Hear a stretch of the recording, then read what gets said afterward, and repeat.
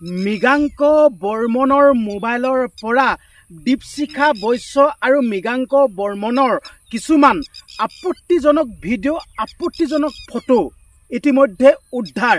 আপোনালোকে ঠিকেই শুনিছে, বেহাবাৰীত অভিনয় কৰা মৃগাংক বৰ্মনৰ আৰু লগত যোনগৰাকী পৰকীয়া প্ৰেমিকা, সেই প্ৰেমিকাগৰাকীয় দীপশিখা বৈশ্যৰ, সেই দুইজনৰে মৃগাংক বৰ্মনৰ মোবাইলত আপত্তিজনক ভিডিঅ' আপত্তিজনক ফটো, বেয়া ভিডিঅ' বেয়া ফটো ইতিমধ্যে উদ্ধাৰ হয়। আপোনালোকে এই ভিডিঅ'টো চাই থাকক। মই সেই আপত্তিজনক ভিডিঅ' আপত্তিজনক ফটো আপোনালোকক মই দেখাম। সেই ভিডিঅ'কেইটা চাবলৈ হ'লে বা সেই ফটোসমূহ চাবলৈ হ'লে আপোনালোকে ভিডিঅ'টো প্ৰথমৰ পৰা শেষলৈকে চাব লাগিব। তেতিয়াহে সেই আপত্তিজনক ভিডিঅ' আপত্তিজনক ফটোসমূহ আপোনালোকে চাবলৈ পাব। আচলতে মই আপোনালোকক দেখুৱাই দিম। এতিয়া কথা হ'ল, নিউজতো আমি শুনি আছোঁ, নিউজতো পাই আছোঁ, প্ৰত্যেকটো নিউজ চাই আছোঁ। বেহাবাৰী আউটপোষ্টত অভিনয় কৰা মৃগাংক বৰ্মন আৰু দীপশিখা বৈশ্য আৰু মৃগাংক বৰ্মনৰ লগত পৰকীয়া প্ৰেম আছিল বুলি আমি নিউজত পাই আছোঁ। আৰু এখন হোটেললৈ আহিছিল আৰু সেই হোটেলখনত 3 ঘণ্টাকৈ সময় দীপশিখা বৈশ্য আৰু মৃগাংক বৰ্মন একেলগে একেটা কোঠালিত একেলগে 3 ঘণ্টাকৈ সময় আছিল। এই কথাসমূহ আমি নিউজত গম পাইছোঁ আৰু নিউজত গম পোৱা কথাসমূহ আপোনালোকক কৈছোঁ। তো মই আপোনালোকক ক'ব বিচাৰিছোঁ, যদিহে দীপশিখা বৈশ্য আৰু মৃগাংক বৰ্মনৰ লগত যদি সঁচাকৈ পৰকীয়া প্ৰেম আছিল, তেন্তে মই আপোনালোকক কৈছিলোঁ যেন মৃগাংক বৰ্মনৰ আৰু দীপশিখা বৈশ্যৰ লগত ঠিক আছে যি হৈছিল বা পৰকীয়া প্ৰেম থাকিলেতো হ'ব না, যি হোৱা সেইসমূহ ভিডিঅ', যি আপত্তিজনক ভিডিঅ' আপত্তিজনক ফটো মৃগাংক বৰ্মনৰ মোবাইলত উদ্ধাৰ। আচলতে মই ক'ব বিচাৰিছোঁ, যদিহে মৃগাংক বৰ্মনৰ সেই মোবাইলটো যদি আৰক্ষী লোকসকলে যদি তন্নকৈ যদি চোৱা হ'লে তেনেকুৱা আৰু আপত্তিজনক ভিডিঅ' বা ফটো পোৱা গ'ল হয়। কিন্তু এতিয়ালৈকে সেইবিলাক একো পোৱা নাই দেই। মই আপোনালোকক ষ্টাৰ্টিঙতে কৈছিলোঁ যেন উদ্ধাৰ বুলি, আচলতে উদ্ধাৰ হোৱা নাই। আচলতে আৰক্ষী প্ৰশাসনে যদি তন্নকৈ যদি চোৱা হ'লে মোবাইল ফোনটোত কিমান কি পালেহেঁতেন তাৰ ঠিকনা নাই।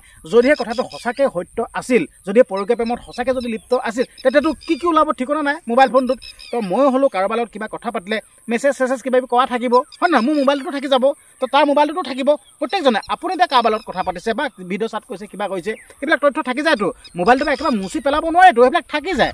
যিমান সেই ভিডিঅ' ডিলিট কৰিলে হ'লেও থাকি যাব, যিমান ফটো ডিলিট কৰিলেও থাকি যাব, এইবিলাক থাকি যায়, মজুত থাকি যায়। আপোনাৰ ৰিকভাৰ কৰিব পাৰে, কিবা কৰিব পাৰে, চব থাকি যায়। কিন্তু সঁচাকৈ যদি তেনেকুৱা কিবা যদি অবৈধ সম্পৰ্ক আছিল, নিশ্চয় আপত্তিজনক ফটো আপত্তিজনক ভিডিঅ' পালে হয়।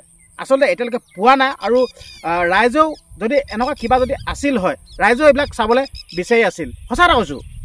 এতিয়া কথাটো চিন্তা কৰক, সঁচাকৈ যদি পৰকীয়া প্ৰেমত লিপ্ত মৃগাংক বৰ্মনৰ কথাও কৈছোঁ, এগৰাকী বিবাহিত মহিলাৰ লগত কিয় এনেকুৱা এখন কৰিব লাগে হা, নাজানে নেকি? এইটোতো বেয়া কথা, আমি চাব লাগিব। মৃগাংক বৰ্মনে বেহাবাৰী আউটপোষ্টত অভিনয় কৰিব পাৰে, আমি অভিনয় চাওঁ, কিন্তু মৃগাংক বৰ্মনৰ ক্ষেত্ৰতো যেন সুখী হ'ব, দুখ নাই, এইটো আমি কৰিব নোৱাৰোঁ নহয়। কাৰণ কেলৈ এগৰাকী বিধৱা মহিলা বিয়া পতা মহিলাৰ লগত মানে প্ৰেম লীলা কৰিছে, নিজেও জানিব লাগিছিল হয় নে নহয়, যে এইটো বেয়া কাম কৰিছোঁ, তো এই কামটো কৰিব নালাগিছিল। আৰু ৰাজু আলীয়ে মৃগাংক বৰ্মনক হত্যা কৰিলে, কিন্তু এইখিনিতে এটা জেলেপি পাক। দীপশিখা বৈশ্য আৰু মৃগাংক বৰ্মনে একেখন হোটেলত 3 ঘণ্টাকৈ সময় কটালে।